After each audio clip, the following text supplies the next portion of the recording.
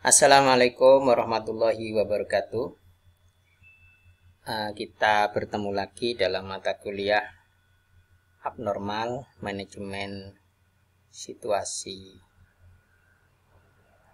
darurat ya, situasi abnormal, fault detection dan analisa. Dan ini bagian prakteknya. Sebelum kita praktek, kita lanjutkan dulu materi yang kemarin ya. Jadi yang kemarin kita sampai di apakah fan masih dapat dikatakan beroperasi normal. Ditemukan keadaan operasi realnya fan blade dapat berputar pada speed rendah dan tinggi, tetapi tidak pada speed sedang ya. Kemudian tidak dapat dioperasikan menggunakan remote. Ini remote-nya berarti sudah rusak. Fan masih dapat beroperasi, namun tidak sesuai fungsi awal desain ya. Karena ketika dibutuhkan speed sedang ternyata tidak tersedia, sehingga harus dioperasikan secara manual. Karena tidak ada unsur produk yang dihasilkan, maka kondisi operasi yang tidak sesuai desain dapat diabaikan ya. Baik, kita lanjutkan ke slide berikutnya. Mixer untuk adonan ya, mirip dengan fan tadi ya. Mixer untuk membuat adonan umumnya dibutuhkan speed tertentu untuk menjaga kualitas kue atau roti. Ketika kondisi operasi tidak tercapai, kualitas produk akan berpengaruh atau menurun. Jadi kita harus memperhatikan kondisi mixer. Mixer sebagai alat produksi penentu kualitas. Speed tertentu tidak tercapai, ini namanya fault. Fault itu satu kesalahan. Satu keadaan yang tidak tercapai. Speed tertentu tidak tercapai, itu namanya fault. Jadi dari sini kita bisa mengetahui kondisi abnormal dan kondisi fault. Ketika kondisi operasi tidak tercapai, kualitas produk akan berpengaruh. Baik, kita lanjutkan. Abnormal event management atau AIM involves the timely detection of an abnormal event, diagnosing its causal origins, and then taking appropriate supervisory control decisions and actions to bring the process back to a normal, safe operating state. Abnormal Situation Management (ASM) dimulai dengan identifikasi variabel-variabel. Ya, jadi awalnya itu pertama diidentifikasi dulu variabel-variabelnya. Kemudian fault detection, kita deteksi apa saja kesalahannya. Kemudian analisis, ya, kita analisa. Jadi awalnya yaitu dimulai dengan identifikasi variabel-variabel. Ya. Ini manajemen situasi abnormal ya. Jadi kalau kita mau memanage kondisi abnormal bagaimana? Pertama adalah identifikasi variabel. Bagaimana caranya? Yaitu dengan pencatatan kondisi variabel-variabel. Jadi variabel semua dicatat. Kondisinya seperti apa? Itu namanya identifikasi variabel. Kemudian fault detection. Ya, kita deteksi, kemudian kita analisa. Dan nanti solusinya kita bisa pakai neural network techniques atau fuzzy logic control dalam rangka untuk mendapatkan yaitu kondisi perbaikan menuju kondisi normal. Jadi dari situasi abnormal ini kita pakai controller ya. Kita pakai neural network teknik jaringan saraf tiruan, teknik jaringan saraf tiruan atau fuzzy logic control, controller logika fuzzy, maka kita bisa memperbaiki abnormal situation management. Berikutnya adalah contoh variabel operasi proses. Pengukuran variabel-variabel operasi perlu dilakukan. Contohnya apa variabel operasi itu? Temperatur, pressure, tekanannya, pH, agitator power. Ya, ini variabel yang proses ya. Pump speed, ya, kecepatan pompa, derajat keasaman, pH. Ini adalah contoh-contoh variabel operasi. Pengukuran variabel merefleksikan kondisi proses.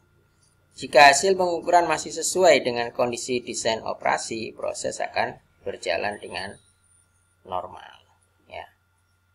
Jadi itu adalah contoh variabel operasi proses. Kemudian fault detection. Apa itu fault detection? Fault adalah unpermitted deviation of at least one characteristic property or parameter of the system from the acceptable usual standard condition, yaitu penyimpangan yang tidak diizinkan dari setidaknya satu properti, karakteristik, atau parameter sistem dari kondisi yang dapat diterima atau biasa atau standar. Kita lanjutkan, yaitu berikutnya adalah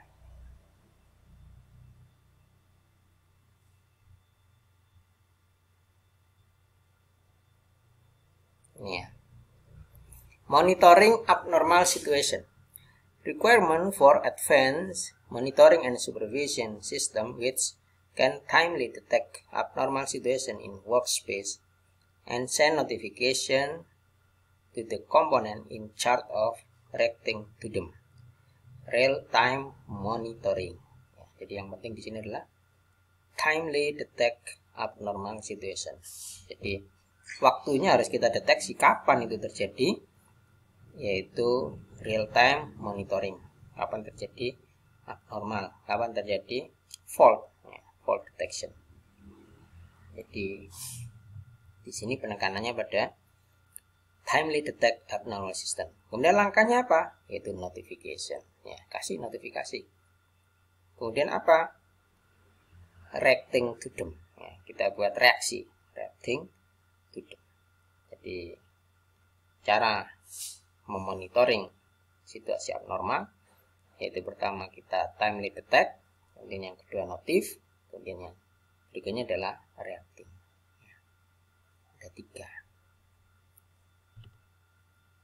Contoh reaktor biogas, ya ini satu contoh aplikasi ya. Silakan kalau ada yang lain, ya ini adalah salah satu contoh dari abnormal situation atau fault detection analysis. Ya. Jadi ini adalah sebuah reaktor biogas. Ya. Di situ ada gas outlet di bagian A ya.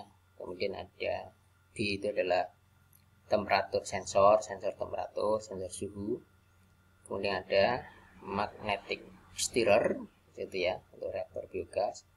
Kemudian ada pressure sensor tekanan, ada juga ada beberapa sensor ya, ada sensor temperatur, ada sensor tekanan, ada pH sensor pH. Kemudian ada liquid medium, ya, medium liquid, medium cairan. Kemudian ada sludge, dan ada safety rupture disk, ya. Yaitu A, B, C, D, E, F, G, H. Ya. Ada berapa itu? Ada 8. Ya. Ada 8 komponen ya pada reaktor biogas. Jadi kapan terjadinya fault detection di sini? Timely detect, kapan dimonitoring. Kemudian notif, kemudian reacting, ya, supaya teratasi kondisi abnormal yang ada dalam sistem ini. Ya, baik, kita lanjutkan aja ya. Oh, maaf sebentar, masih ada sedikit tambahan untuk contoh reaktor biogas ini. Ya. Jadi ini adalah contoh aplikasi ya. Penerapan langsung di lapangan. Di variabel operasi di sini adalah temperatur, pressure, dan pH. Nah, itu ada sensornya ya, sensor suhu, tekanan, dan derajat keasaman. Tugasnya ini silakan dikerjakan ya. Boleh dari artikel di jurnal, kasus di lapangan, yaitu mencari kondisi normal. Yaitu pertama itu cari normalnya dulu, suatu proses kegiatan produksi. Kemudian yang kedua, menentukan variabel-variabel parameter-parameter penentu kondisi normal operasi. Setidaknya ada 5 parameternya. Kemudian menentukan akibat-akibat apabila berada dalam kondisi abnormal, akibatnya apa. Dan ide ini tugas ini dikumpulkan minggu depan. Jadi sekali lagi ada tugas, boleh dari artikel, di jurnal, di paper, boleh dari kasus di lapangan, boleh dari di tempat kerja ya. Yaitu mencari kondisi normal suatu proses. Proses apa, kondisi normalnya seperti apa, kegiatan produksi apa misalnya, kondisi normal seperti apa. Kemudian menentukan variabel atau parameter penentu kondisi normal tadi, 5 parameter setidaknya. Jadi dari dalam sebuah proses itu apa saja kondisi normalnya, sebutkan variabelnya atau parameternya bahwa itu normal ya, ada 5. Kemudian menentukan akibat kalau kondisinya abnormal. Akibatnya apa kalau abnormal gitu ya. Kemudian dikumpulkan di depannya. Baik. Nah, terima kasih. Saya kira untuk mata kuliah praktek parameter sistem hari ini sudah cukup ya. Silakan dikerjakan tugasnya dan dikumpulkan minggu depan. Terima kasih. Assalamualaikum warahmatullahi wabarakatuh.